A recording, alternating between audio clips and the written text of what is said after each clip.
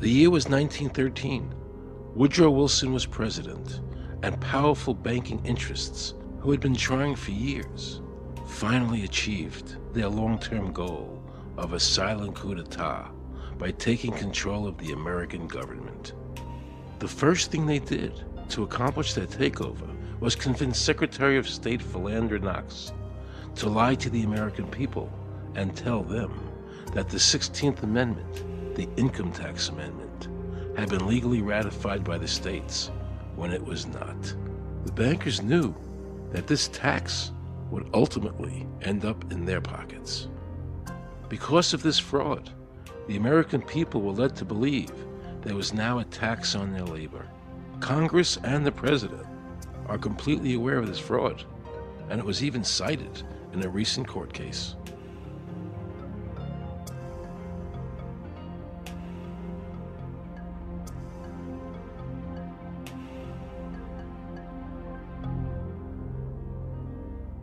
That very same year, the bankers committed their second and by far the most diabolical fraud ever perpetrated on the American people by bribing senators to pass the Federal Reserve Act without the required constitutional amendment. All in favor, say aye. They did this during Christmas vacation, when many senators were home celebrating the holidays with their families. And that's how the unconstitutional Federal Reserve Act came into being. They were very clever, and they understood that whoever issued the money for America would control the government. The bankers won, and the American people lost, because most politicians will sell their soul for $1. And now the Federal Reserve could issue dollars legally. As Mayor Rothschild said, "Give me control of a nation's money supply, and I care not who makes its laws." He knew that he and the other bankers would now control the laws of the nation. Government gave these bankers one of its most important powers, and now had to borrow money from them and pay interest to finance the government. So the American people were forced to lower their standard of living and pay a graduated income tax to the government, just so the government could give these bankers more profits. President Woodrow Wilson, who signed the Federal Reserve Act into law, later said, in regret, "I am a most unhappy man. I have unwittingly ruined my country. A great industrial nation is now controlled by its system of credit. We are no longer a government by free opinion, no longer a government by conviction and the vote of the majority, but a government by the opinion and duress of a small group of dominant men." The Federal Reserve was created by Congress in 1913, and it was entrusted with the power granted originally to the Congress by the U.S. Constitution to coin money and regulate the value thereof.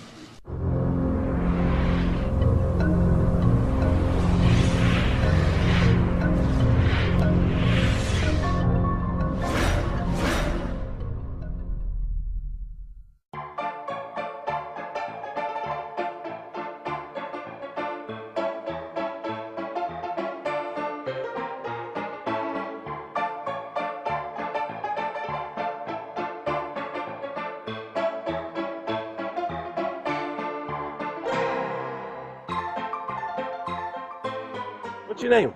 Jan Crafting? Hi, Jan. I'm Aaron Russo. I produced the movie Is this a joke? Am I gonna No, make no, it no, it's not a look joke. foolish? Okay, good. No. I produced the movie Trading Places with Eddie Murphy and The Rose with Bette Midler, many movies, and I'm doing a feature film.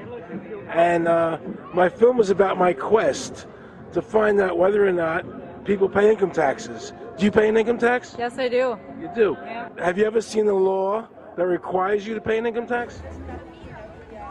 Have I ever read it? You mean in the page, black and white? No, Yeah. no.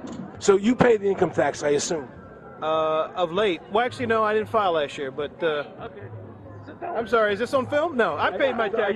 My question to you is, have you ever seen a law that says you have to pay an income tax?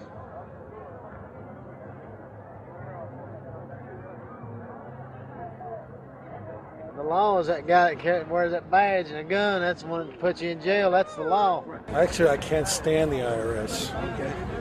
They're evil. Do you have any fear of the IRS? Not really, because I'm Canadian. I think it's actually unconstitutional, is what I've heard. Right. But to avoid any hassle, I pay it. If there was no law and I wasn't afraid of them coming and taking me to jail, absolutely, I wouldn't pay taxes. Okay, then no, I wouldn't pay income taxes. It's a no-brainer. You wouldn't pay it. I wouldn't pay it. Why would anybody? Because that's what they tell us we must do, else we're bad Americans. Would you pay it? No. Would you pay it? No. Why would you pay taxes if you're an actor? The income tax is not legal because it would be a direct tax and it is not apportioned as the Constitution demands. If it's against the Constitution, then why are we doing it?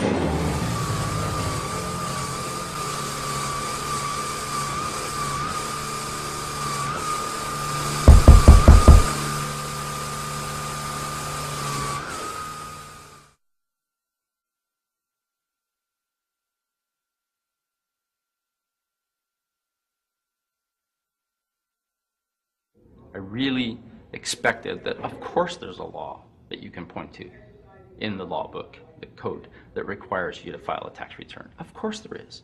Maybe I don't know what it is right then as he was speaking to me, but sure. So naively, I agreed to go off and research it and get back to him.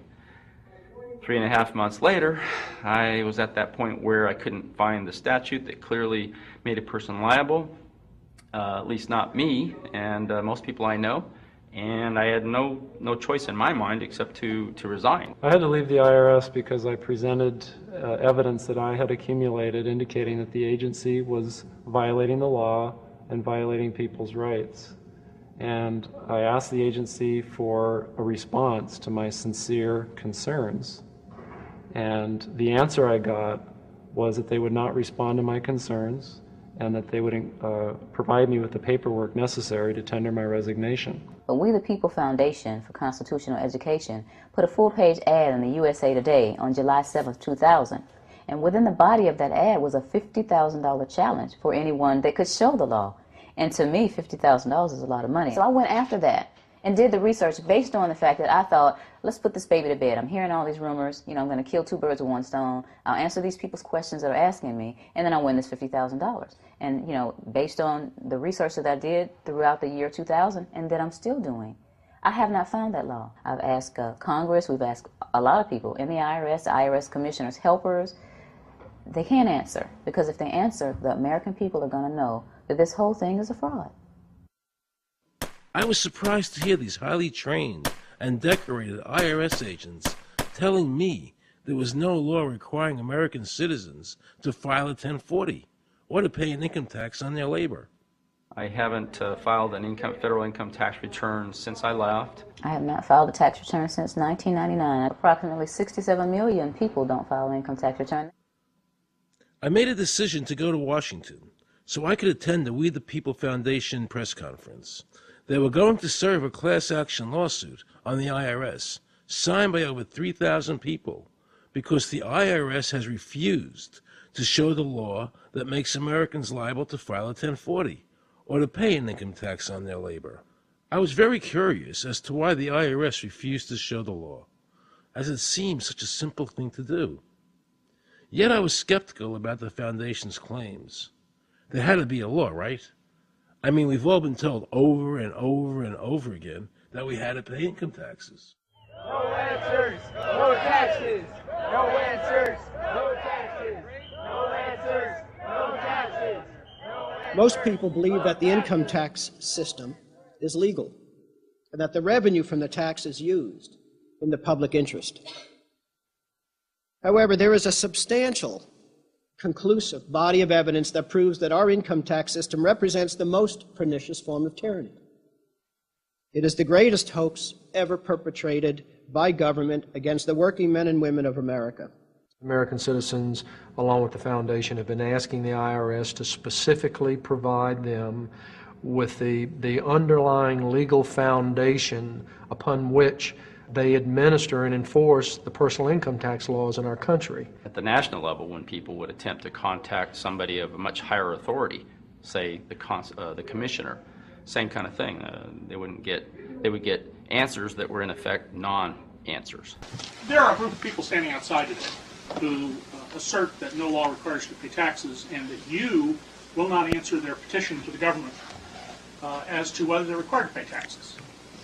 Are they required to pay taxes? I've been paying my taxes ever since I had my first job, and I think it's a fundamental construct of our nation that those of us who expect and demand the services from our government that the government provides, be they the protection of our country through the military, or be they the education of our children, or be they the protection of our environment, that we must pay for those services.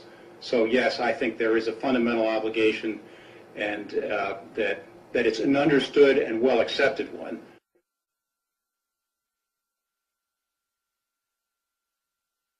Joe Bannister and I had a meeting in the White House with President Clinton's economic advisor, Jason Furman. He accepted the remonstrance for the president. On June 2nd, I called and spoke with him. His words were, "We have decided that the issue of the legality of the income tax is not a high priority matter for the White House, and we will not be participating in any conference on the subject."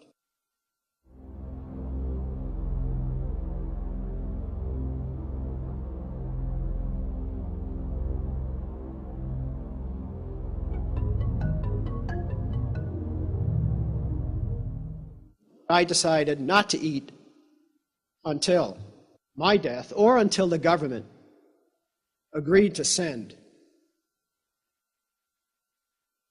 their experts to meet with the experts from the tax honesty movement. And with the help of Congressman Bartlett, a deal was made.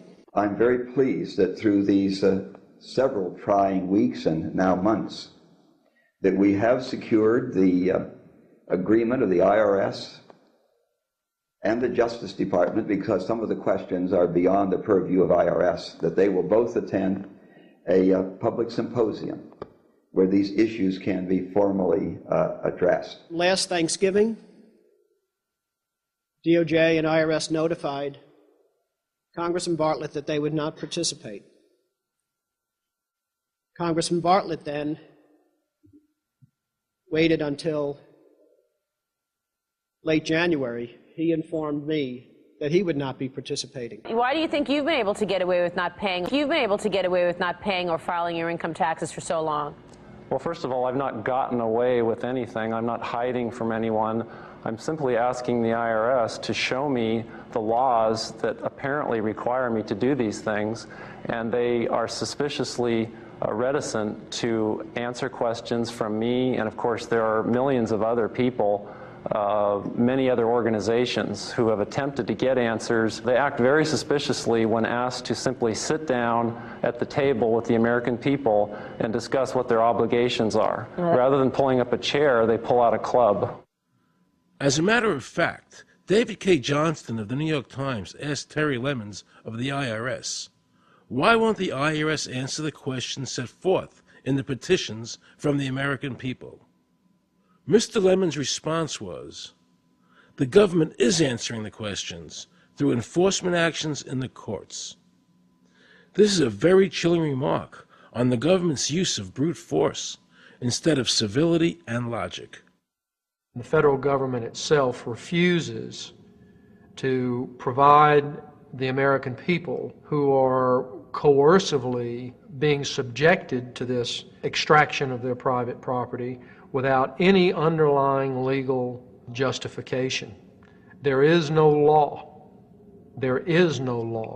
that requires the average American worker in the private sector to pay a direct unapportioned tax on their labor and compensation for services. There is no law. The march will stop in front of the IRS building.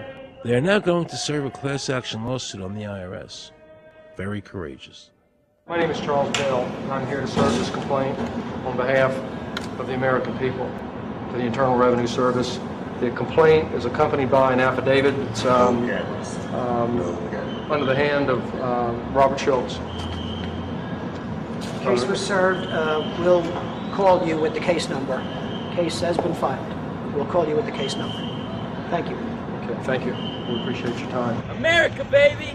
Freedom! Today, effectively, the people have said to their servant government that that our rights are not going to be any longer denied, and that we're going to have answers to our petition, our legitimate lawful petitions for redress of grievances, which are guaranteed in the First Amendment to our Constitution. So once and for all, we will get an answer. On August 31st, 2005, federal judge Emmett Sullivan ruled, the government does not have to answer the American people's questions, even though it is guaranteed in the First Amendment. Our courts have made a decision that government does not have to show the law that it enforces. And the press never reported on this. Have we given this judge the authority to overrule the Constitution, the very foundation of American life?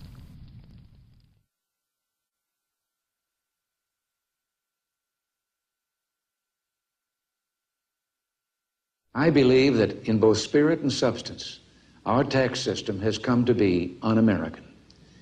Death and taxes may be inevitable, but unjust taxes are not. The country's taxes must be fixed, and I know what to do with it. If you think you're paying too much now, just wait till I get through with it. Now, Mr. Hanley, I'd like to ask you something. What does the government do with all the money we give them in taxes? When President Reagan was elected, one of the first things that he did was appoint a blue ribbon panel of business people headed by Peter Grace, and is commonly referred to as the Grace Commission. And their job was to research all the various areas of the federal government and make a report. One of the quotes from the Grace Commission is, 100% of what is collected is absorbed solely by interest on the federal debt. All individual income tax revenues are gone before 1 nickel is spent on the services taxpayers expect from government. If we pay the salaries of the congressmen and the senators, we're supporting them, aren't we? Well, yes. Yeah. Well, then why can't we list them as dependents and deduct them?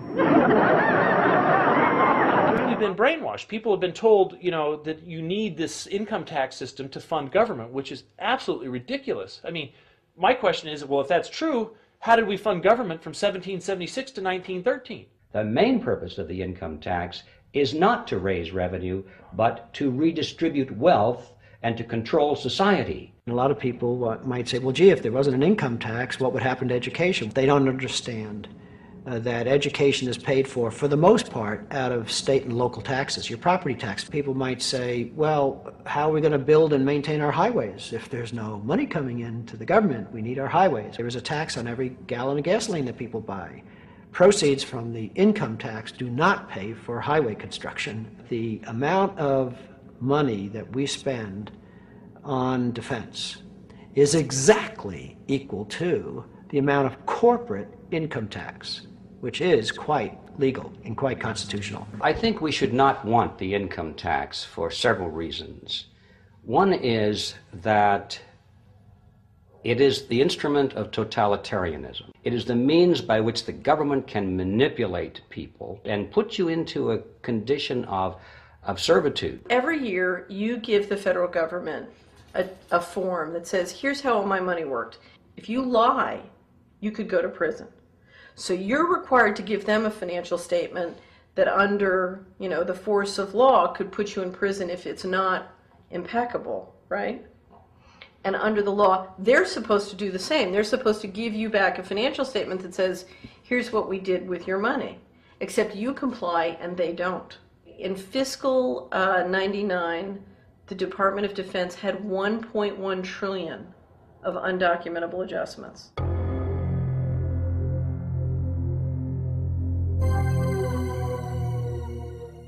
The following year, they had 2.3 trillion of undocumentable adjustments.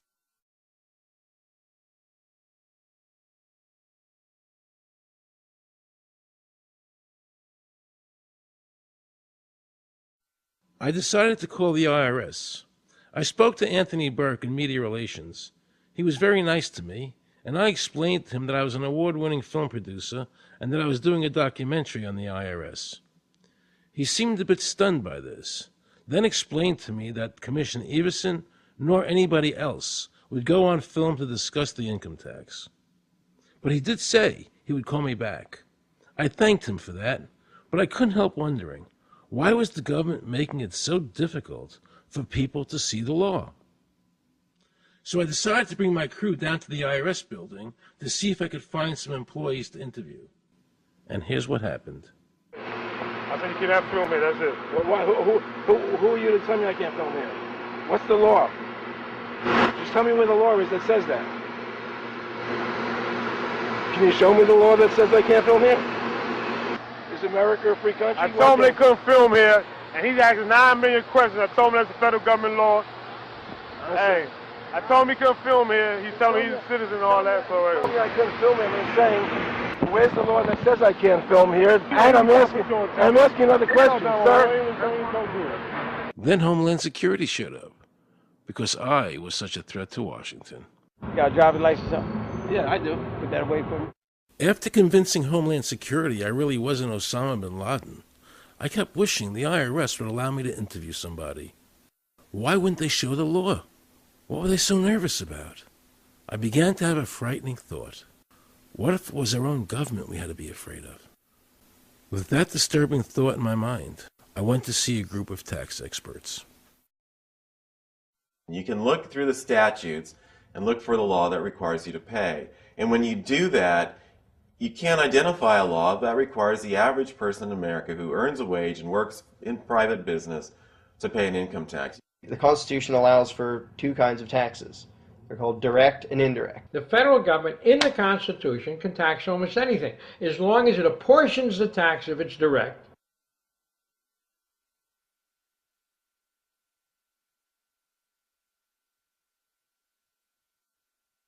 The indirect tax is, for example, an excise tax. I can avoid the excise tax on gasoline. I can choose to ride my bicycle. I can avoid the excise tax on tobacco. I can choose not to smoke, or I can grow my own tobacco.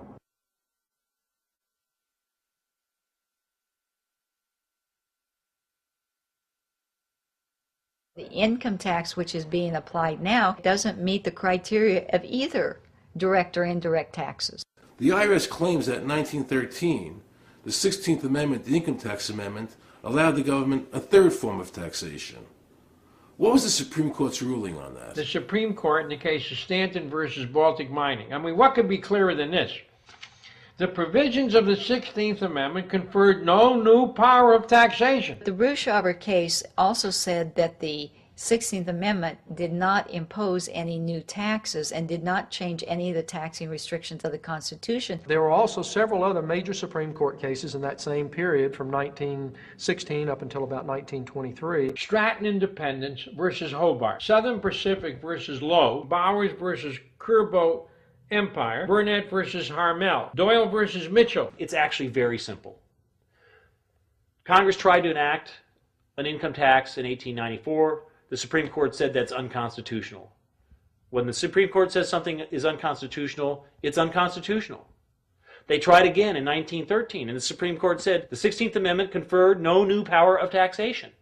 So, if they didn't have it then, and they didn't get it, they don't have it. There is no constitutional basis for a tax on the wages of Americans living and working in the 50 states of the Union. Period. End of argument.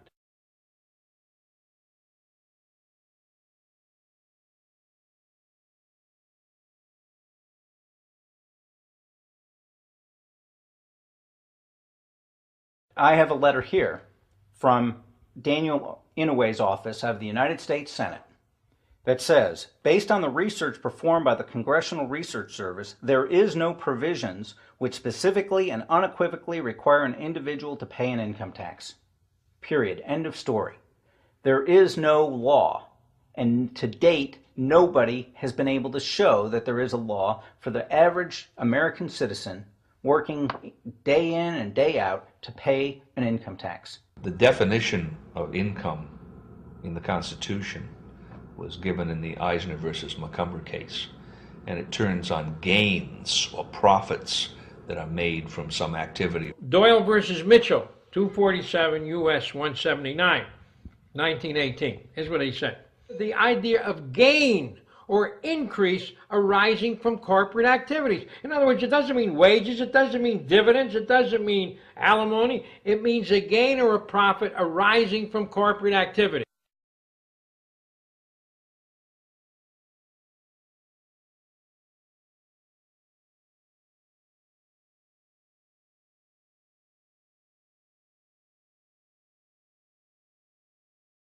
These liens that are recorded against people by the government for tax liens are nothing more than allegations. They are non-substantive. They have never been determined by a neutral third party, such as a court, to have one shred of validity.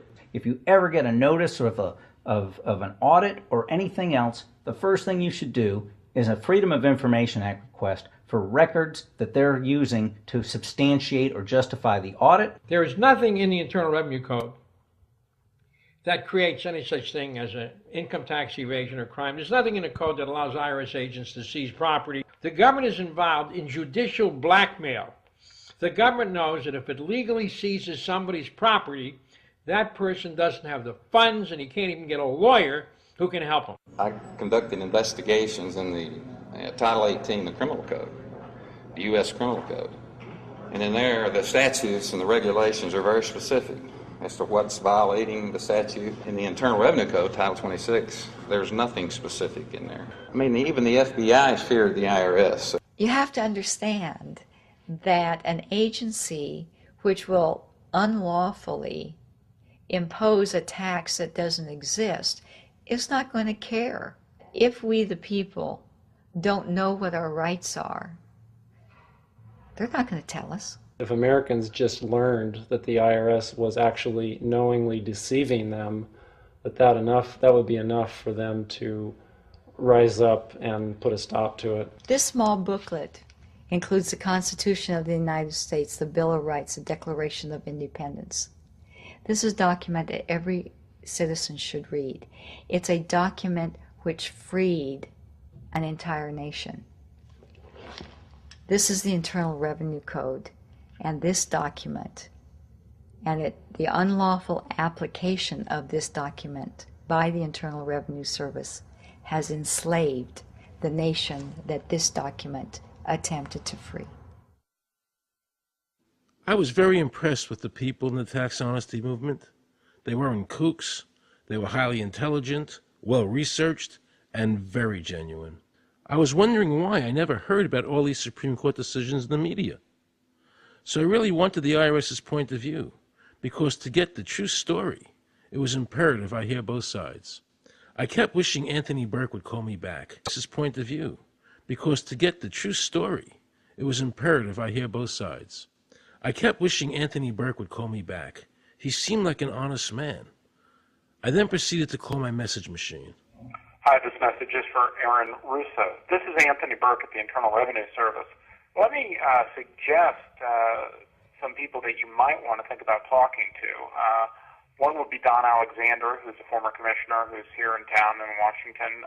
Another would be Sheldon Cohen, who is both a former commissioner and former chief counsel. All those guys, I think, can answer your question about, where in the tax law it says that you have to pay taxes. Wow, good news, I thought. So I called Sheldon Cohen because he used to be the IRS commissioner, he wrote the tax code, and he was also general counsel to the IRS. He is a true expert, and I couldn't find a better person to answer my questions. He graciously agreed to my interview. The reason I'm doing this documentary is because there are many people in America today who believe that there's no law that requires them to pay an income tax or file a 1040. And there are many people going to jail for it, fighting over it. The Internal Revenue Code is authorized by the 16th Amendment. I think it should be clarified. I think government should be transparent to the people. Why doesn't the IRS commissioner sit down with them and just explain it in clear English? Why? I don't think they really care. I think they're just playing word games. You don't think they're sincere people? You No, know? I don't think they're sincere people. What does voluntary compliance mean? And why does the IRS code say it's voluntary to comply, not mandatory? That's a word euphemism we use. We use voluntary compliance when we talk about traffic signals. Most people at 2 o'clock in the morning, do you stop at a red light? Yeah. Is there a cop there? Sometimes I don't. Well, I do. And most of us do. Most of us do. Right. But that's voluntary compliance. That was a complete perversion of logic. Traffic laws state that it is mandatory to stop at a red light. The IRS code says it's voluntary to comply. Mandatory and voluntary are the complete opposite of each other. Yet he wants us to believe that they mean the same thing.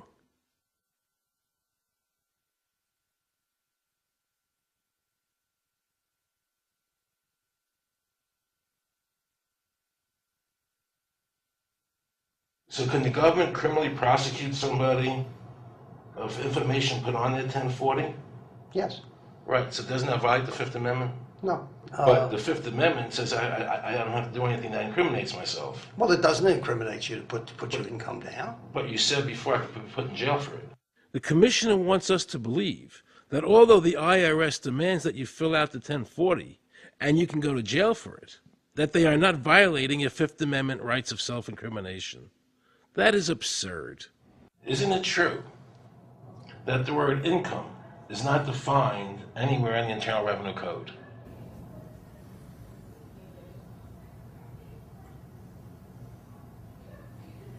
The law says that the government has a right to tax income from any source derived. So, but the word income is not defined in the code.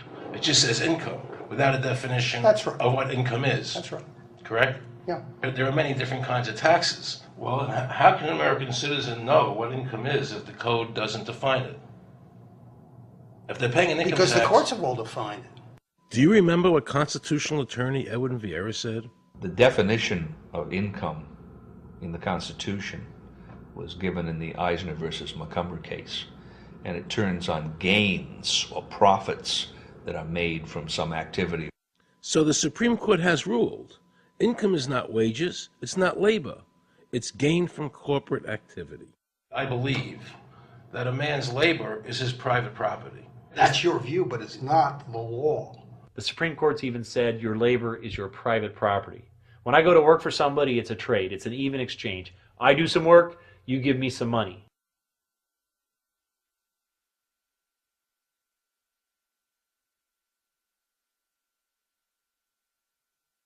In 1916, we had the Bruce-Shaber case and the Stanton case. And the Bruce-Shaber case and the Stanton case said that the 16th Amendment gave the government no new taxing power. I'm not going to argue the niceties of that with you. And it came up again in a case called Peck versus Lowe, where the Supreme Court said the 16th Amendment did not extend Congress's taxing power to any new or accepted subjects. In other words, if you weren't taxable before the 16th, you weren't taxable after the 16th. Today I interviewed a juror, who sat on a case, and they found the person not guilty for lack of filing, And I asked her why they found him not guilty. And she said because the IRS couldn't show us the law that made him liable to file a 1040. All they need to do, if there is a law, is to show us the law. Which, of course, they never did. And the reason they didn't do it was why? Because there is no law. Title 26 requires you to file a return. But doesn't Title 26 have to be in compliance with the Supreme Court decisions? You're going to take a 1920 case and superimpose it on the whole Internal Revenue Code that was written after it? No, that's not. I can't believe what I just heard. Rewind. You're going to take a 1920 case and superimpose it on the whole Internal Revenue Code that was written after it? No, that's not. Remember he said earlier the Internal Revenue Code was authorized by the 16th Amendment? The Internal Revenue Code is authorized by the 16th Amendment. Remember, the Supreme Court said the 16th Amendment did not give the government any new taxing power. These decisions have never been overturned. Let's listen further. Can the lower courts overrule the Supreme Court? No. How are they putting people in jail today for not paying a tax on their labor when the Supreme Court said they don't have to? Doesn't the IRS code have to be in compliance with the Supreme Court? That's my big question. This is a waste of time. Well, because whatever I say, you're not going to believe. He's right. I don't believe him. And neither should you. He wants us to believe we should obey the IRS code, which is being enforced in violation of the many Supreme Court decisions. If the Supreme Court made a decision... Thank you, Aaron. I think we're finished. I'm sorry, Mr. Cohen, you're doing that. Well, I'm sorry that you constantly re-argue the point. You're liable because the law says that you're liable, and the courts say the law says you're liable, and that's why you're liable. You see, he's talking about the lower courts, who are not in compliance with the Supreme Court, as they have to be. Doesn't the court have to be in compliance with the Supreme Court? The Supreme Court has so held. Where? You caught me unprepared. I'll come back. Well, I don't want to do that. But let me ask you a hypothetical question. No. You're making silly arguments here. Why is the Supreme Court decision a silly argument? Well, because it's inapplicable. That made my heart stop. He just said Supreme Court decisions do not apply to the IRS. That's the behavior you would expect from a totalitarian country, maybe China or Russia or Cuba. Not from America. They're just making up the law as they go along. Now I knew the tax honesty movement was right. The IRS thrives on intimidation and fear, not by law. It's no different than a criminal protection racket, using force to extract your money from you. Then the former IRS commissioner, now working at a prestigious Washington law firm, threatens me. Watch. Aaron, you understand Yiddish, Cornish to helfen. For those of you who don't understand Yiddish, that means nothing will help you. Now it all became clear. I understood why the IRS wouldn't go on camera and talk about where the law was. I understood why all the senators I called refused to be interviewed. There is no law. And now you know what our political leaders and the courts have known for decades and have tried to cover up. The United States Constitution strictly forbids a direct, unapportioned tax on the wages and salaries of American citizens. The United States Supreme Court has consistently ruled that the income tax is a tax on profits and gains, not on labor and wages. On behalf of the American people, I challenge the IRS to show me a statute that allows a direct, unapportioned tax on the wages and labor of the American people. And if I'm wrong, I will give my most humble apologies to the IRS. If the IRS is wrong, and there is no law, then every person who's been jailed should be let out of jail immediately, and any assets seized should be returned to their rightful owners. If this is a nation of laws and a free country, then the IRS should show the law to the American people. I felt an overwhelming need to understand why juries were finding innocent people guilty of not filing a tax return when there was no law requiring them to do so. So I went to talk to Marcy Brooks, a juror who used her common sense and did not allow the judge to railroad the jury into a guilty verdict.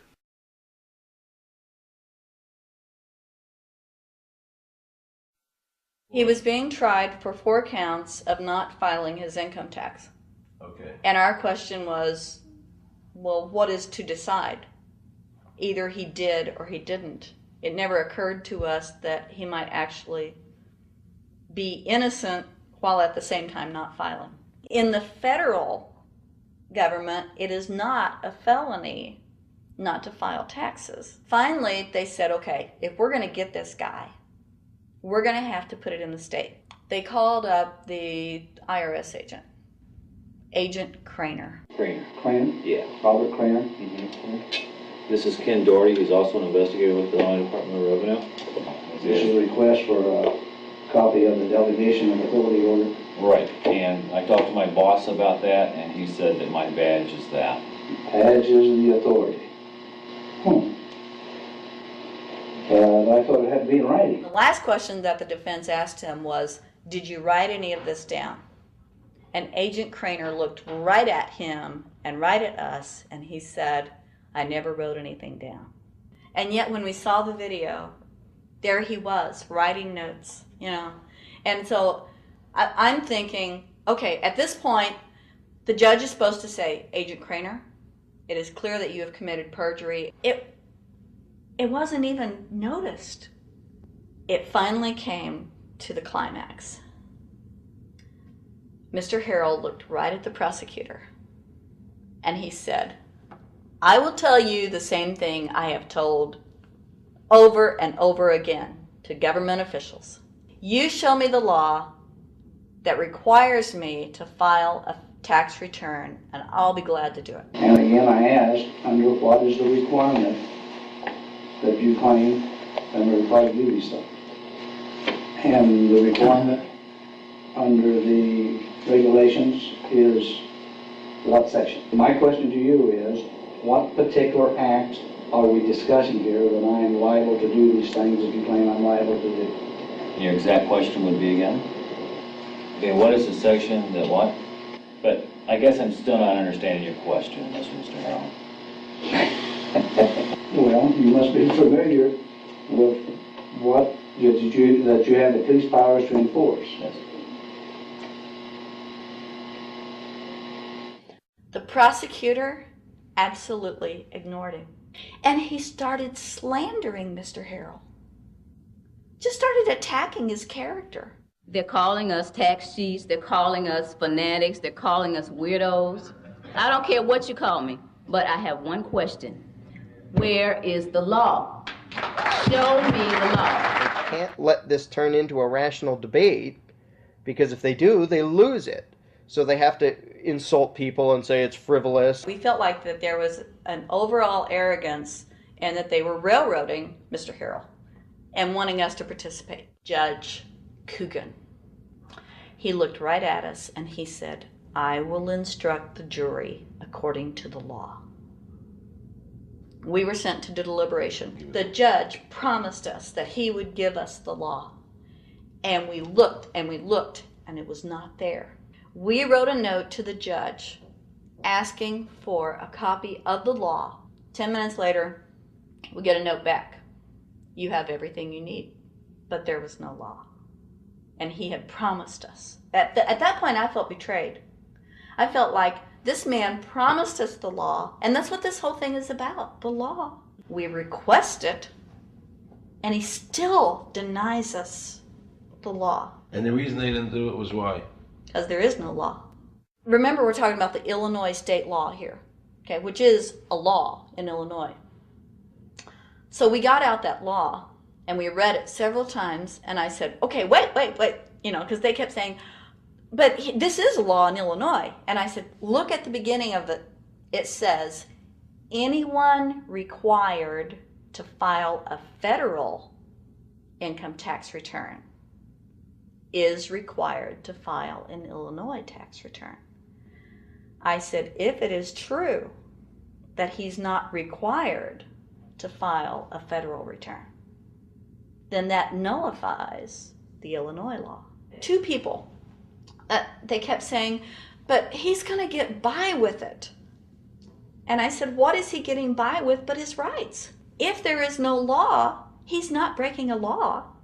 He's just standing on his rights. Are we going to deny him that? That's when this one juror sat back and kind of rolled his eyes and he said, you mean we don't have to pay taxes?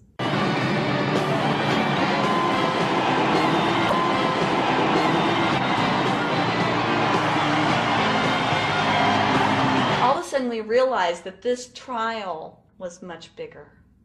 And the ramifications of this trial were going to be so broad if it actually got out. I mean, it's like we had just discovered this great government secret. And so when we came out for the delivering of the verdict, the judge was, I'm sure, even at this point, I'm sure he still thought we would give a guilty verdict.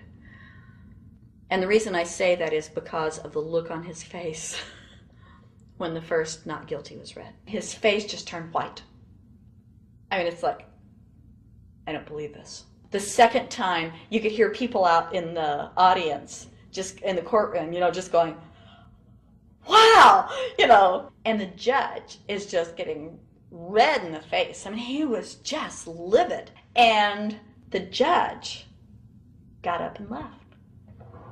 I sat there and I thought, this truly is a victory for the people. And I have never felt more patriotic. And I knew that we had done the right thing. I looked at that man, Mr. Harrell, and I thought, the system might not work all the time, but this time, for that man, it did. In November 2004, the government arrested former IRS criminal investigator Joe Bannister. They charged him with fraud for telling the American people the truth about the income tax laws. The jury obviously agreed with Joe. Well, it just showed Mr. Bannister to be honest and straightforward and working within the law. Vernice Kuglin, a Federal Express pilot, claimed there was no law requiring Americans to file an income tax. She also won in court. 24 people were criminally charged by the IRS because they claimed there was no law requiring them to file an income tax return. The fact is, neither the judge, nor the prosecutor, nor the IRS could bring that statute in there because it's not in the books. The jury came back with an acquittal for everyone. When the matter is put to the test, which means in terms of court and enforcement action, there is a 100% success rate in shooting down these arguments. The mafia has a code and they follow it, and it's a code of honor. But the IRS has no code of honor.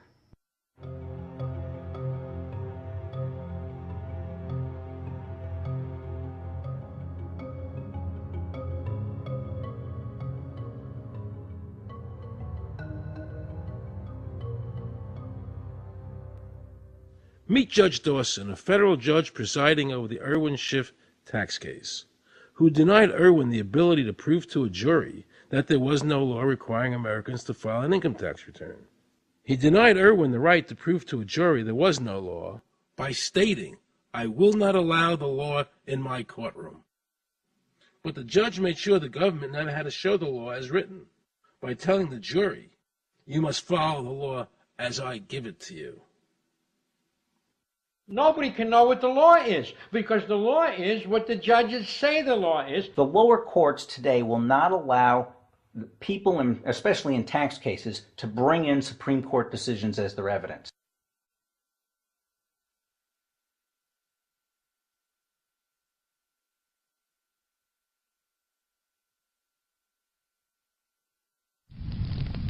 Here we have a federal judge railroading an American citizen by saying Supreme Court decisions are irrelevant. And again, nothing from the press defending our freedoms.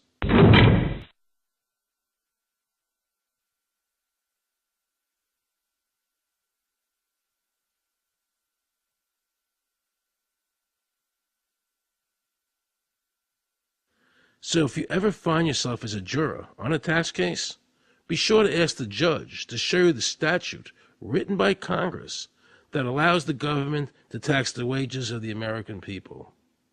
If the judge can't show you the law, then how can you possibly, in good conscience, convict someone and destroy their life?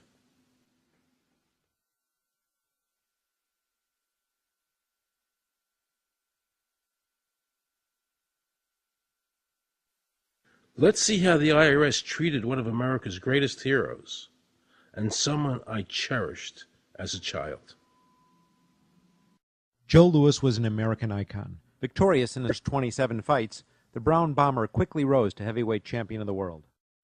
His 1938 knockout of German Max Schmeling, who represented Hitler's Aryan ideal, earned him the admiration of millions of Americans. Is watching carefully. Louis nudges him right to the body, a left hook to the jaw, and Schmeling is down. The crowd is high. Right after Pearl Harbor was bombed, Joe had a title fight where he donated his fee to Navy War Relief.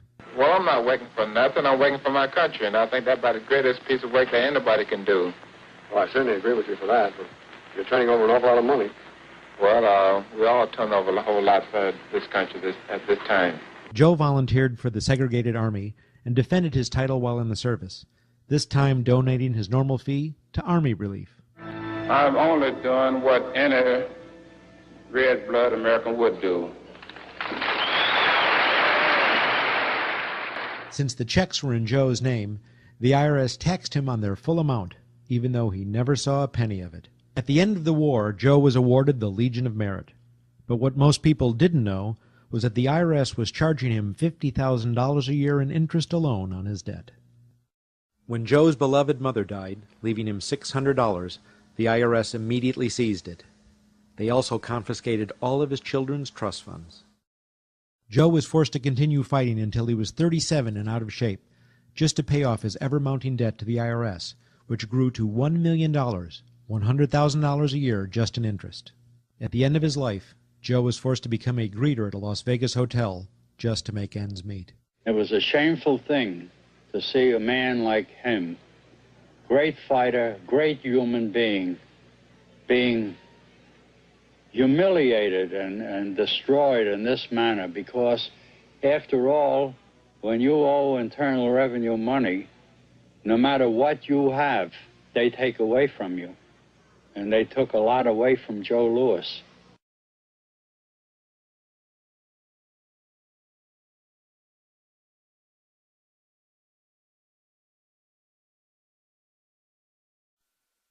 I made a decision to drive to Virginia Beach from Washington because I had heard stories about two law-abiding families who had been brutalized by the IRS.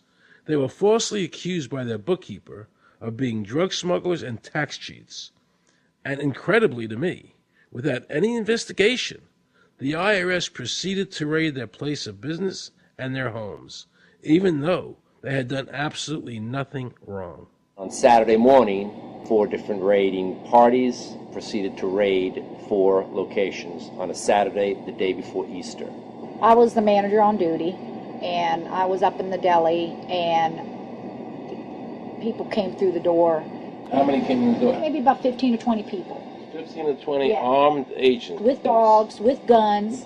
They made me get everybody they went in the kitchen, they went in the deli, they went all over the whole restaurant, told all the customers, took forks out of their hands while they were eating their breakfast, and told them they had to leave. I got the frantic call from Edie, and she said something wrong. So anyway, I jump out of bed and I immediately run to the shower. I'm in the shower, and the next thing I know, I hear my son yelling, "Dad!" I went like this, and boom, I'm slammed against the door and I fall down with the gun in my head. And they're like, "Where's Scotty Miller?" And I'm like, "Dad!" That's all I'm doing is yelling. I'm scared, frightened to death. And then the next thing I hear is Mr. Miller, the shower curtain is jerked back. I've got a gun pointed at my head. Hold it right there. The screams from the little girls who were at a pajama party with my daughter. There was 4 little girls there with my daughter. Of course, mayhem. There were about 3 men in my bedroom with huge guns. He followed us and wanted to watch us get dressed, and I tried to shut the door, and he puts his foot in the door, like he's going to sit there and watch us change our clothes. And I was like, "Excuse me, no." My neighbors now are all standing out. Were you still naked? Well, they handed me a towel at that point. I had a towel wrapped around me. Did the towel fit? No, hardly. Hardly. At this point, they were talking about weapons, and, I mean, it's crazy. I mean, they're looking everywhere, going through all my drawers. And I reached for my underwear drawer to get some underwear, They said, don't touch anything, they're locking their guns up. They said, hold it right there, don't move around, don't move. I'm going, whoa. I said, I'd just like to get some underwear on here, you know? I said, yeah, I got women standing here. They keep everything. How did you conduct your business if the IRS took everything? We had to do it out of a shoebox so we could keep going because we requested these things, and I'm told that the government's really not, once they do raid and so forth, they're supposed to at least let you, until you're charged with something, continue your business. This wasn't the case. They kept everything. So you were never even charged? Absolutely not. Charged with what? And when you speak IRS, the whole world shrivels up. The whole world gets fearful to a point where let's not talk about it. I testified in front of Congress. I would like to know why this dark entity known as the IRS has come into my life and refused to leave. I raised my children with a zero tolerance for dishonesty. And now they must hear allegations that I am a major drug dealer and a tax cheat. A lot of people out there being abused, and a lot of people saying, look, I'll pay it. Just go away.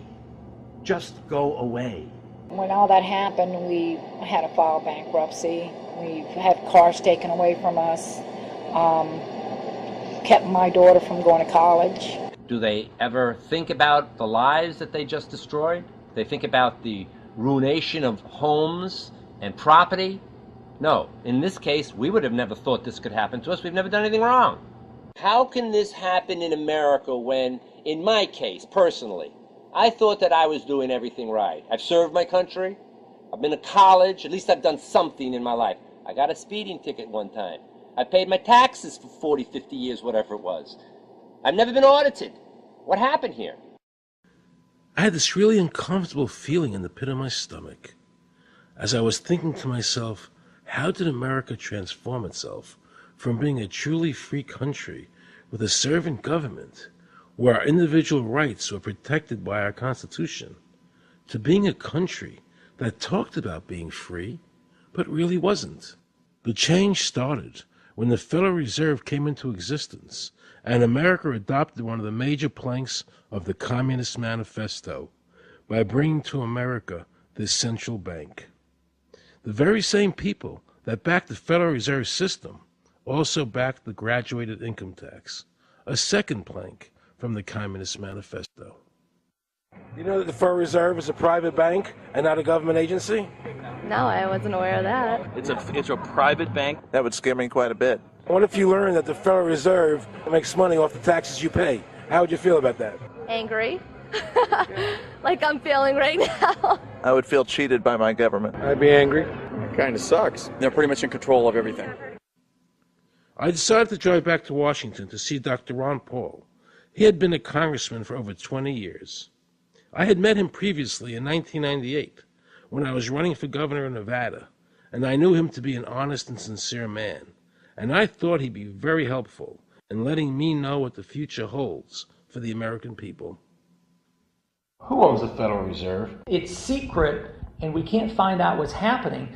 But the Congress created it, and it's not authorized in the Constitution. The government borrows money from a private corporation using the name Federal that prints United States on it, and then it pays back to the Fed, which is owned by private banks. We don't know who all those private banks are. The money that the government is paying back to the private bankers is the money that comes from you and me.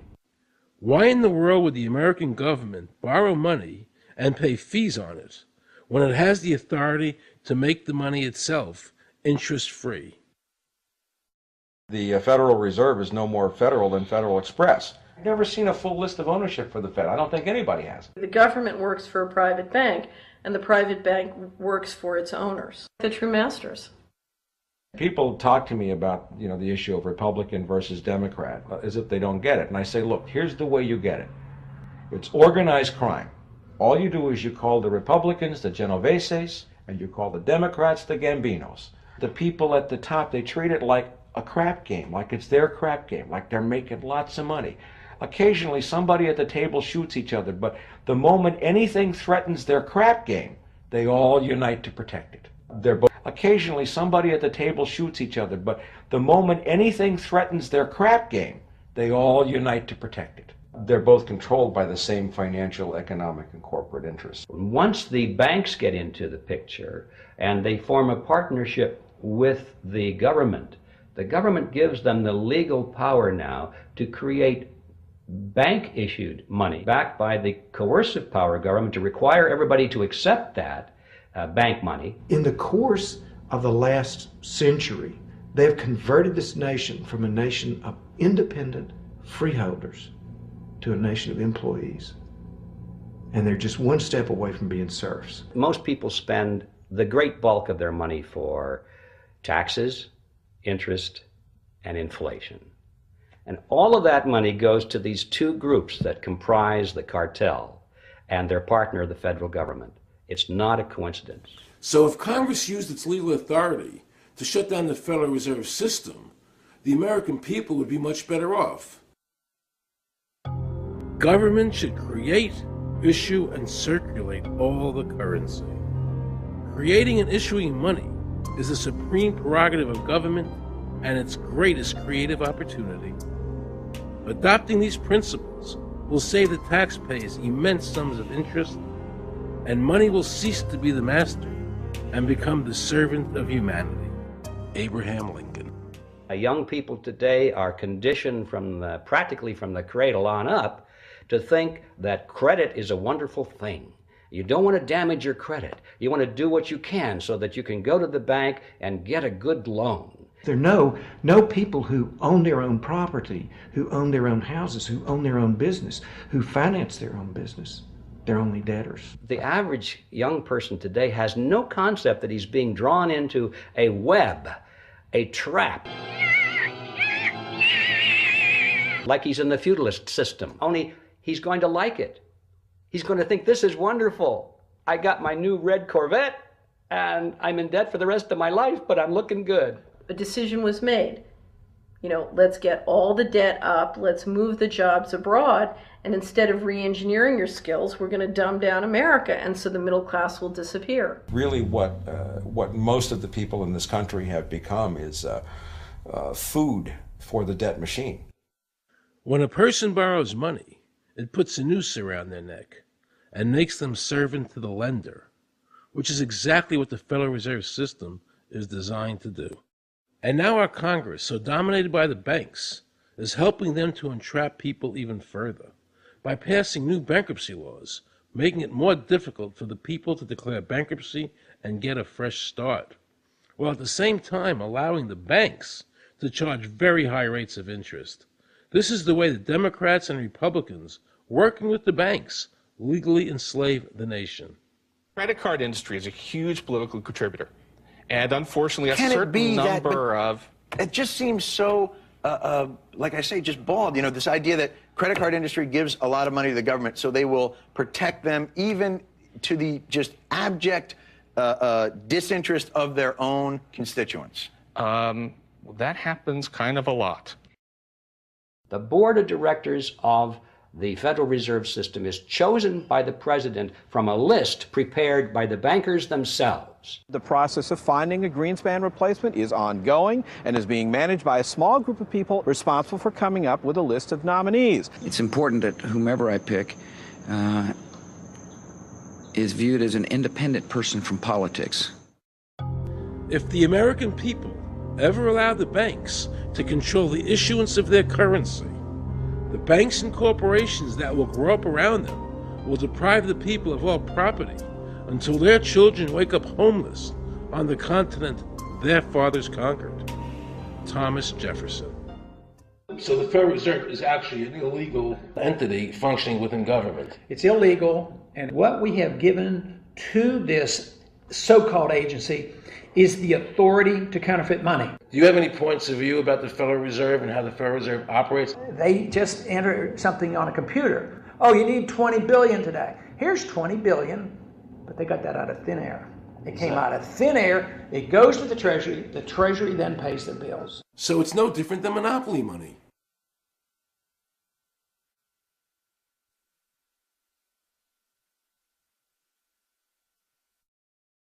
The cost of living is so high today because the Federal Reserve and the federal government have destroyed the purchasing power of the dollar. The dollar today is actually worth about 4 cents, despite the fact that the government, the Federal Reserve, and the media keep telling us that they're protecting the value of the dollar. This is a lie. All countries who have ever attempted to create money on thin air, the currency is eventually destroyed. Why did we give a monopoly of creating money out of thin air to a private corporation? The result is exactly the same as if someone were picking your pocket every year, because that's exactly what they're doing. Originally, paper was a receipt which is used as evidence that the money exists. Over the years, of course, the government has disconnected the paper from the actual tangible substance, which is money. So now we have a piece of paper which is evidence of nothing. In the past, people were able to take their receipts, the paper, to the bank and get the real money, the gold, in exchange for the receipt. This limited the amount of money that could be printed, thereby protecting the purchasing power of your savings. You don't have to worry. That's good, because I work 3 jobs and I feel like I contribute. You work 3 jobs. 3 jobs, yes. Uniquely American, isn't it? I mean, that is fantastic. In the absence of the gold standard, there is no way to protect savings from confiscation through inflation. There is no safe store of value. Gold stands as a protector of property rights. Alan Greenspan, before he went to work for the Federal Reserve System. Now Alan Greenspan and the other central bankers want you to believe that the receipt, the paper, is the real money. This is nothing more than sleight of hand. It's a magician's trick. Because for them to maintain control over the government and the people, they have to convince you that this paper is really money, because that is the essence of their power and our powerlessness to maintain control over our own government.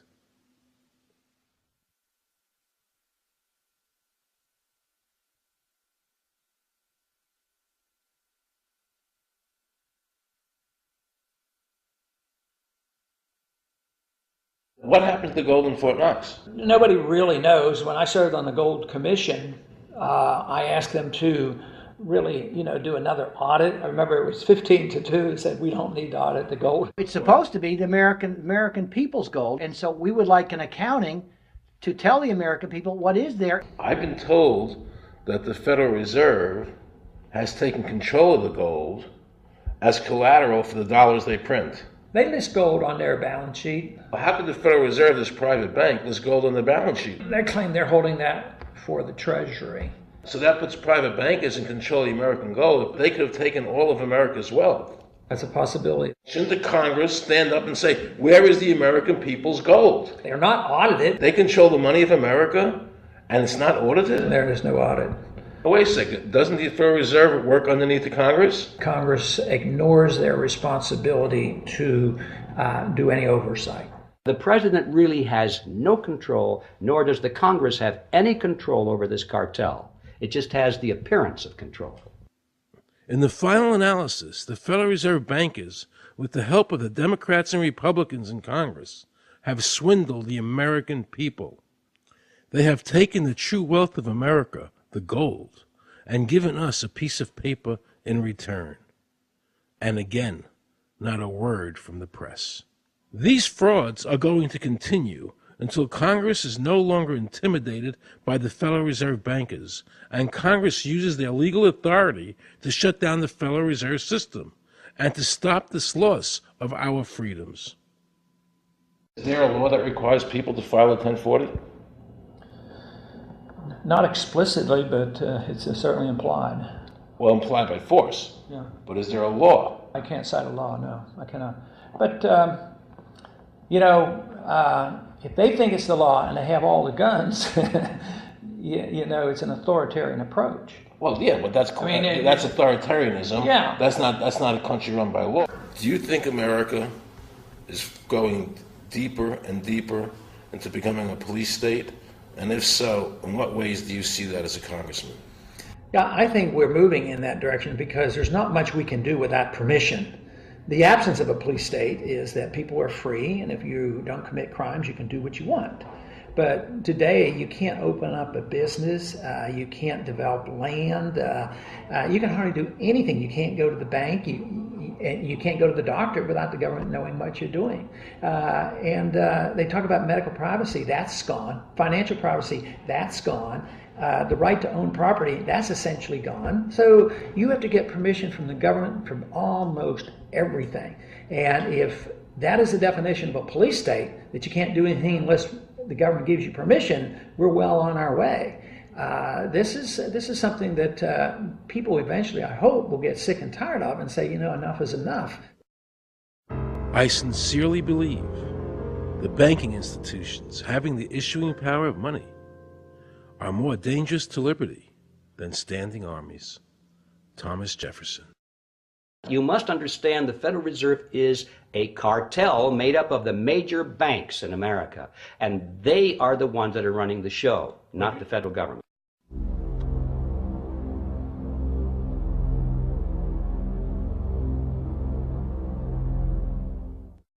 The powers that be behind the system, the financial interests, are able to exercise a disproportionate amount of influence on not only the economic structure of the country, but the political structure.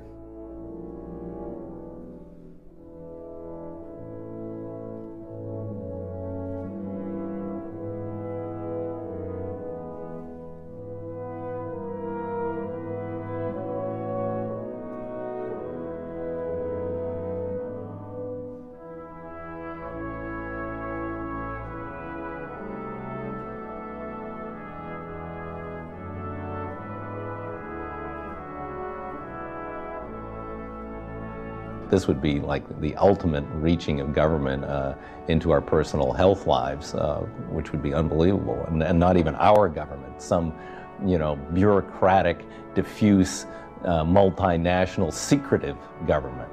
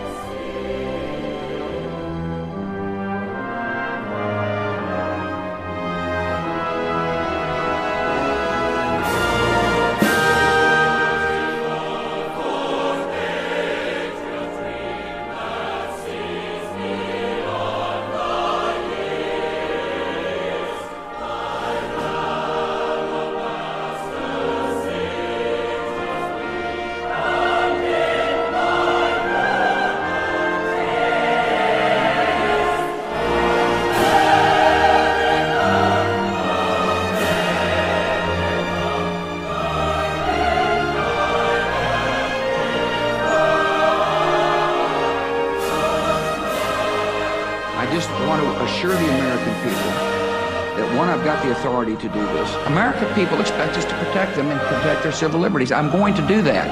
Preserve, protect, and defend the Constitution of the United States. The Constitution of the United States. So help me God. So help me God. So help me God.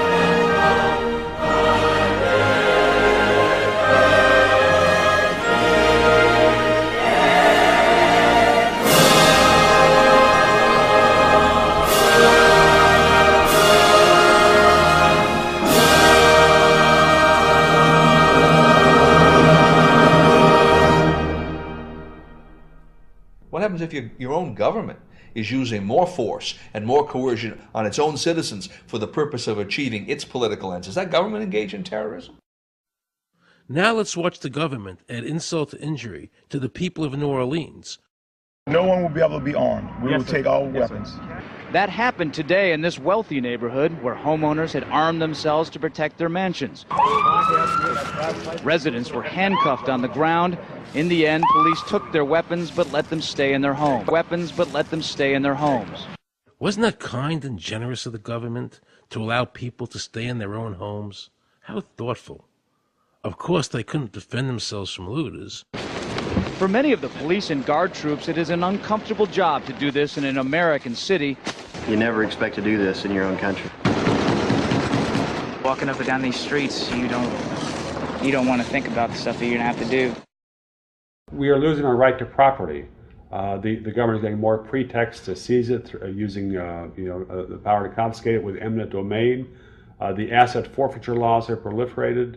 It's easier for the prosecutors to come in and make an accusation against you and confiscate your property even though they have no evidence that you've done anything wrong. Guilt or innocence doesn't really matter that much because it's very convenient for the government. Unfortunately, what is being sold to the American people today as Americanism, if you peel off the label, you find so much similarity to what we were fighting against when we were fighting communism and Nazism and fascism. The government's now putting a national ID card together and they want checkpoints. We will be carrying our papers, and they have recommended there'll be checkpoints throughout the country. Isn't that what Nazi Germany did that everybody in America was against? Papers, please. May I see your papers? May we see your papers?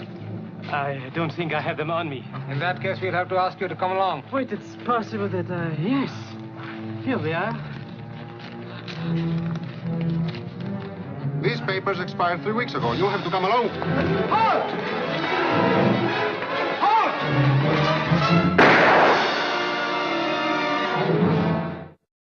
In the new legislation, the national ID card is in it. It takes 3 or 4 pages to describe, and it will be connected with our driver's licenses. The states will be instructed on exactly what they have to do. Social security numbers will be used. Some type of a physical proof, such as fingerprints or retinal prints, have to be on it.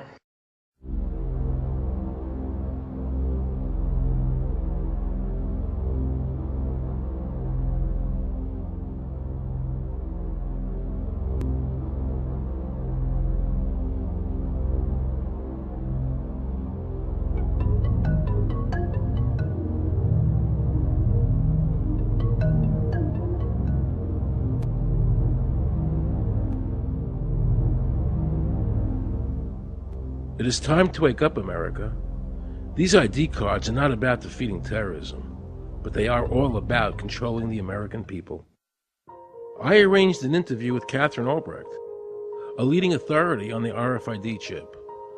Her book entitled Spy Chips is the definitive book on this subject. I wanted to find out just how dangerous these chips are to our liberties.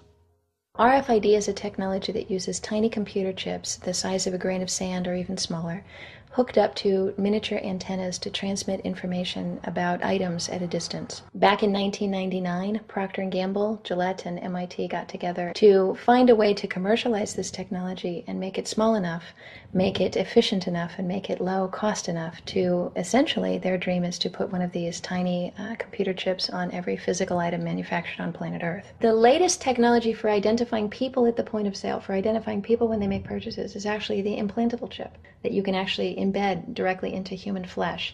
It's a tiny glass capsule about the size of a grain of rice. It contains an RFID computer chip with a coiled antenna, and it can transmit information also at a distance.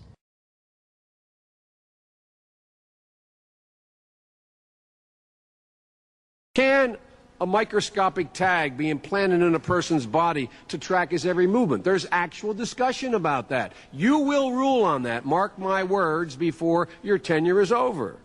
Homeland Security folks, the Department of Defense, and others have expressed an interest in being able to more closely monitor the U.S. populace. And one way to do that, of course, would be being able to determine who buys what and where they take those things.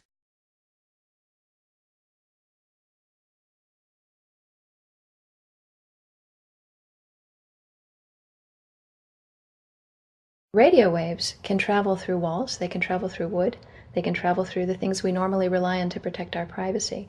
For example, your purse, your backpack, your pocket, anything you're wearing or carrying. Kraft Philadelphia cream cheese has been tagged with RFID and sold to consumers, as have Mach 3 razor products and other Gillette razor products, without the knowledge of the consumer. One of the tiny chips could actually even be the dot on the letter I on the back of the fine print on a package that you purchased. They were talking about having reader devices in every airport, on every bus, on every train, on every port, on every dock. One of the most worrisome applications of RFID are proposals to put them into cash, meaning that you would be able to track every banknote, where it had been, who it had been issued to, and create, in essence, an audit trail.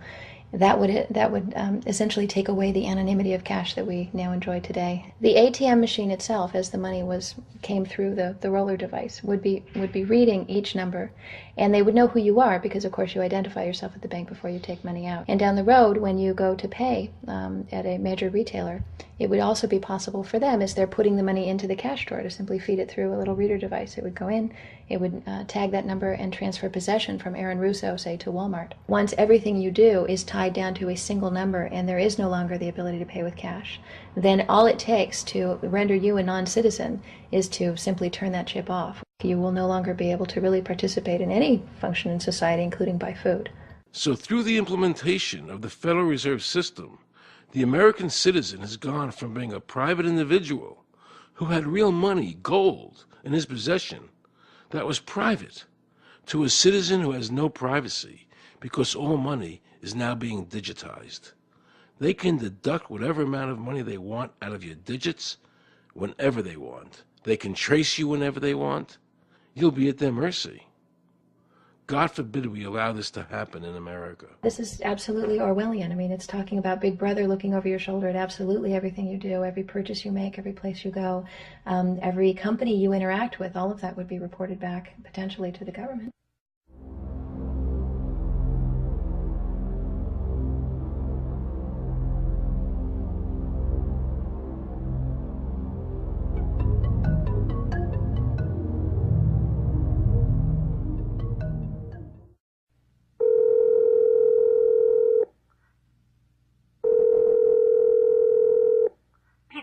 Guaranteed hot in 30 minutes or it's free. This is Mary. May I take your order? Hi, Mary. Yes, I'd like to order. Is this Mr. Kelly? Yes. Thank you for calling again, sir. I show your national identification number is 610-204-9998-45-54610. Is that correct? Yes. Thank you, Mr. Kelly.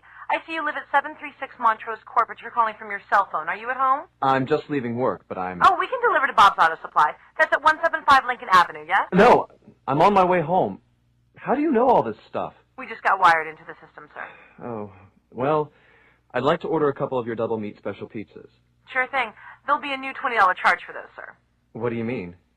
Sir, the system shows me that your medical records indicate that you have high blood pressure and extremely high cholesterol. Luckily, we have a new agreement with your national health care provider that allows us to sell you double meat pies as long as you agree to waive all future claims of liability. What? Do you agree, sir? You can sign the form when we deliver, but there is a charge for processing. The total is $67 even. $67? Well, that includes the delivery surcharge of $15 to cover the added risk to our driver of traveling through an orange zone. I live in an orange zone? Now you do. Looks like there was another robbery on Montrose yesterday. You could save $48 if you ordered our special Sprout Submarine Combo and picked it up yourself. Comes with tofu sticks. Those are very tasty, sir. Good value, too. But I want double meat. Well, I'm sure you can afford the $67 then. You just bought those tickets to Hawaii. They weren't cheap, eh? Oh, but I see you checked out the budget beach bum at the library last week. Up to you, sir. All right. I'll get the Sprout subs. Good choice, sir. Gotta watch that waist if you're hitting the beach, eh? 42 inches. Wow. Man, I'd say tofu and sprouts is, like, required. That's how much? Just between you and me, there's a $3 off coupon in this month's Total Men's Fitness magazine. Your wife Betty subscribes to that, right? Anyhow, clip that and it's $19.99 even. Whoa, looks like you maxed out on all your credit cards. Bring cash, okay? Have we become so controlled and so ignorant about our rights that big institutions and big government can do whatever they want with us, even without our approval? I knew for certain the Founding Fathers would resist to the death what is happening in America today. And I, for one, will not accept a national ID card. And if nobody accepts a national ID card, and nobody can board a plane without one, then let the airlines go bankrupt. And if you can't open a bank account in a big money center bank, then open an account in a small local bank. And if we can't walk into a federal building, I personally would consider that a blessing. Don't allow these institutions to dictate to us how we conduct our lives. This is America, and we have free choice. We the people have all the power, not the government. Government gets its power from us, not the other way around. Think of all the men and women who died in all our wars, fighting for freedom, not Federal Reserve bankers. Do you think they sacrificed their lives so that Americans can be chipped like a dog? So we could all have a homing device inside us? No. This ID card is the last step before they implant us. And that's precisely the reason nobody should accept one. And do you know what they're going to do? They're going to call on the propaganda machine, the media, and try and sell this as if it were in everybody's best interest. We're working on a product that we have called internally a PLD. PLD stands for Personal Locating Device, which is an implantable GPS for which our company owns a patent. The hybrid of the two of these products, being Digital Angel and Verichip, is what we call PLD. PLD should be in prototype form by the end of this year, by December of 2002, and we are already working with the Food and Drug Administration as well as legislative agencies with these products and ultimately with the PLD.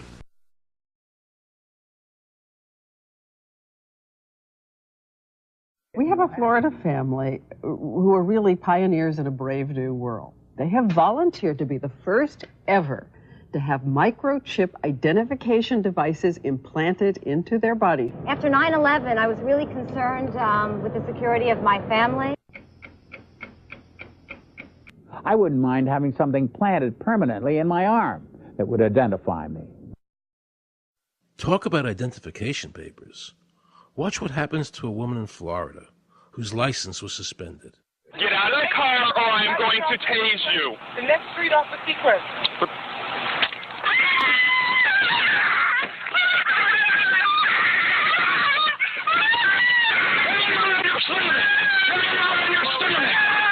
On your stomach. Do it now. Put your hands behind your back. Do it now.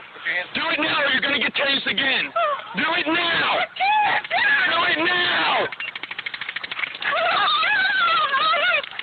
On your back. Put your hands behind your back. Put your hands behind your back. I can't. Sure you can. Come here. Ow, ow, ow. Oh, got it. You got blood on your Oh, my God. You tased me and you handcuffed me? Yep, you're under arrest. For what reason? Your license is suspended. All the power is in the people. And to the extent that government becomes alienated from the people, does things that people don't want, power is transferred until you finally come to a police state, totalitarian state, whatever word you want to give it, where the desires of the people really have no consequence. They go out and they vote. Doesn't make any difference which candidate they elect. I'm a programmer. I worked for NASA, worked for ExxonMobil, worked for Department of Transportation. Mr. Curtis, are there programs that can be used to secretly fix elections? Yes. How do you know that to be the case? Because in October of 2000, I wrote a prototype for President Congressman Tom Feeney at the company I worked for in Oviedo, Florida, that did just that. And when you say did just that, it would rig an election? It would flip the vote 51-49 to whoever you wanted it to go to and whichever race you wanted to win. And would that program that you designed be something that elections officials that might be on county boards of elections could detect? They'd never see it. So how would such a program, a secret program that fixes the election, how could it be detected? You would have to view it either in the source code or you'd have to have a receipt and then count the hard paper against the actual vote total. Other than that, you won't see it.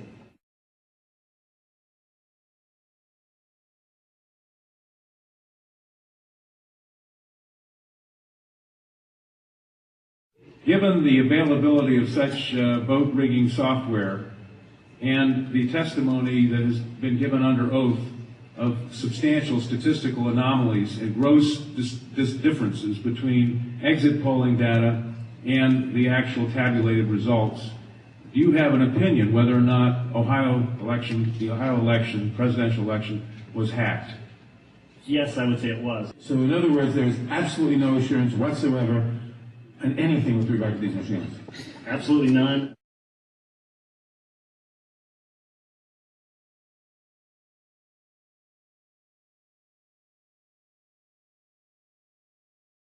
Anybody who trusts electronic voting machines should have their head examined.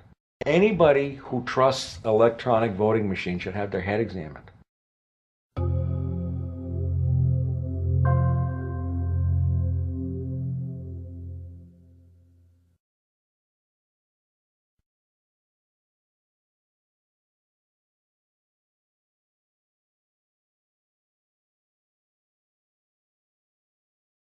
Now we can see a new world coming into view. A world in which there is the very real prospect of a new world order. The New World Order will be built, an end run on national sovereignty, eroding it piece by piece, will accomplish much more than the old-fashioned frontal assault. Council on Foreign Relations. We shall have world government, whether or not we like it. The only question is whether world government will be achieved by conquest or consent. Paul Warburg, Council on Foreign Relations and architect of the Federal Reserve System. There's a group that get together internationally and they sort of play God with our money. You think that's part of what George Bush said was the One World Order? They can't have a new world order only with a world police, military. Right. I think the financial system ultimately is even more important than the guns. The central bankers of the world are working together to create a one world government, a global police state as sinister as anything George Orwell ever wrote about, where every person on the planet Earth will have an RFID chip implanted, where the bankers and the governments can monitor every transaction you make. A chip in everybody would be the universal monetary system par excellence, because there'd be no escape from it. And you'd be totally under the control of those who issue the electronic impulses in that chip. Their strategies are being accomplished through the World Trade Organization, the International Monetary Fund, and the Bank for International Settlements, which is the central bank for all the central banks of the world. Most people don't have a clue that these unelected private bankers actually control the governments of the world. They have financed and profited from every war since World War I without concern for humanity.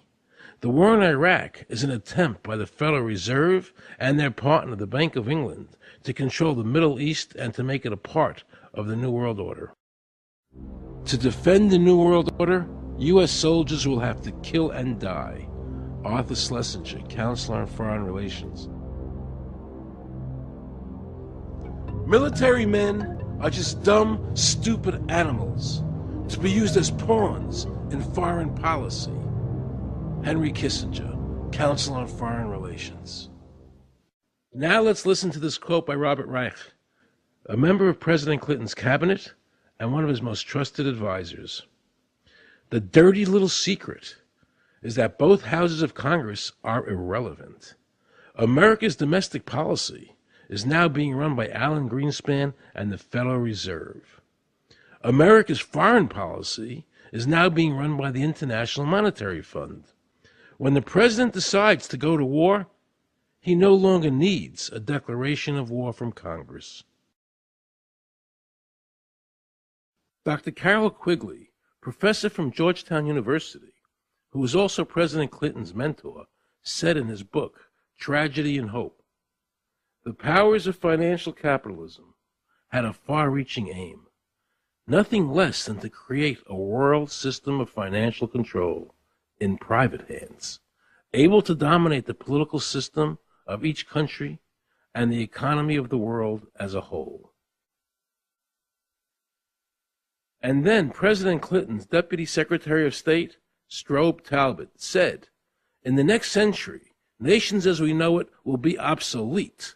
All states will recognize a single global authority. All these supposed free trade agreements, NAFTA, GATT, CAFTA, are truly nothing more than the governments of the world and the central banks working together to create a one-world government. They are not free trade. These treaties are government-managed trade, and they are destroying the American worker. Through these treaties, the bankers are actually beginning to control the laws of the world. The fact is that this relationship between the bankers, the government, and the huge multinational corporations is the very reason why the government no longer enforces its immigration laws. The bankers want a one-world government without borders, and the American government is obeying them. If the government was so worried about terrorism, why are they leaving the borders open? But at the same time, telling American citizens they need an ID card with an RFID chip.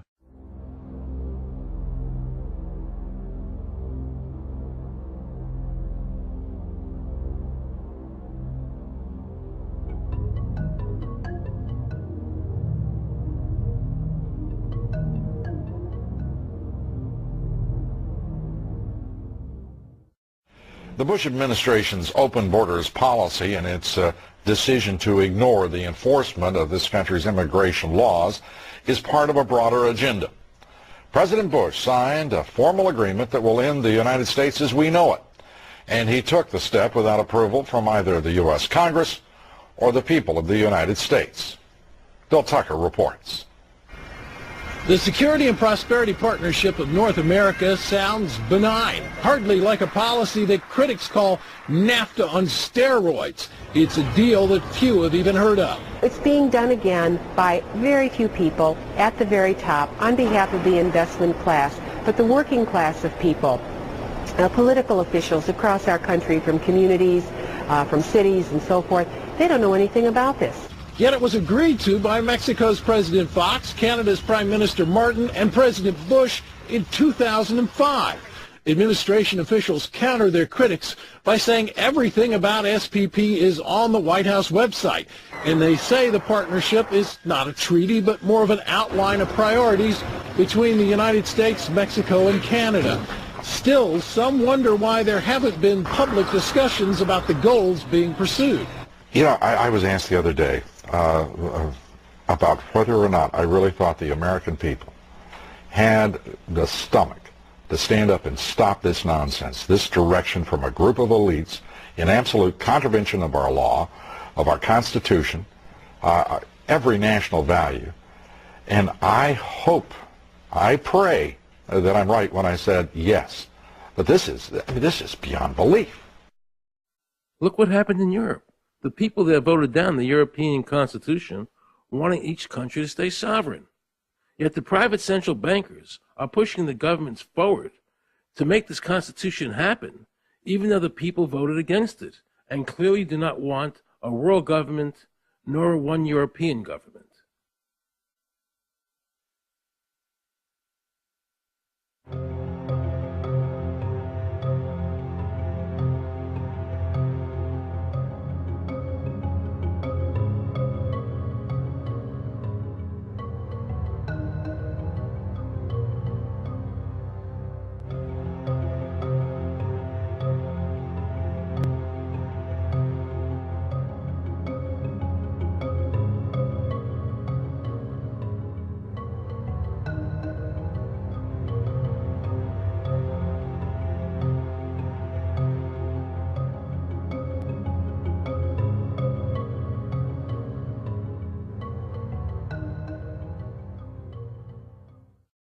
Now pay close attention to this quote by David Rockefeller, and you'll understand what is happening in the world today and where the American people are heading as a nation.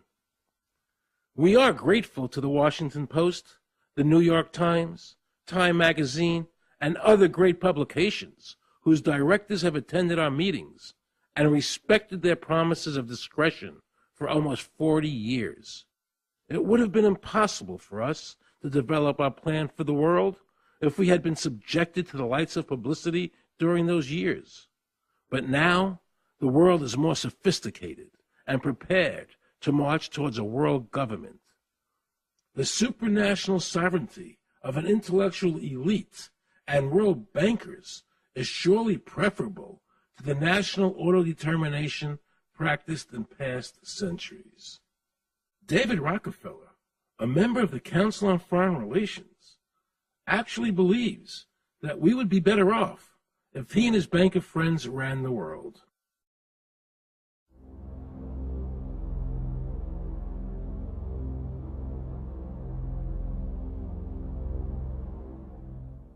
Benito Mussolini had a great quote about fascism. He said that fascism should be called corporatism more properly because it's the perfect merger of power between the corporation and the state. That's how he defined fascism. And that's what we're seeing here. The media controls the information that a person gets. In various ways, they can make sure that the average American watching the tube or reading the newspaper is going to come out with a certain mindset. He's going to say, this is good, that's bad, and that's all they have to do. You look at the ownership of corporate media in this country. Who owns CBS? Viacom? Who owns NBC? GE? Who owns ABC? Disney? Americans have been taught to expect their salvation from government instead of recognizing government as the most dangerous threat they'll face in their lives. And the United States putting together a constitution now for Iraq. You know, why don't we just give them ours? I mean, think about it. It served us well for over 200 years, and we don't appear to be using it anymore, so what the hell?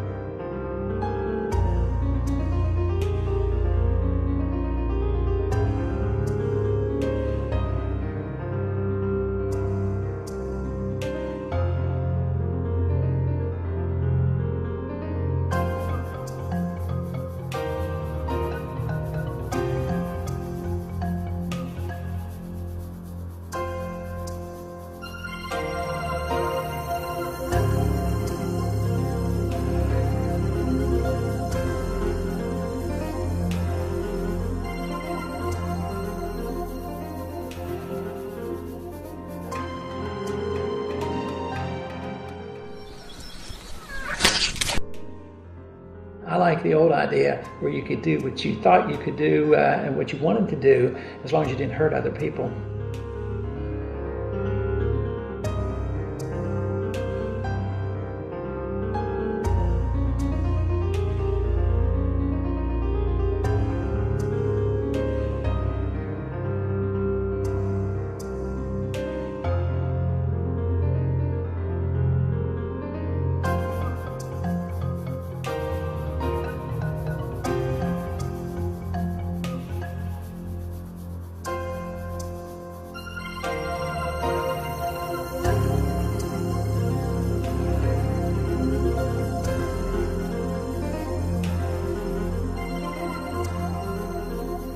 I think that the ultimate choice that's being presented to mankind is that it's time to either evolve or perish.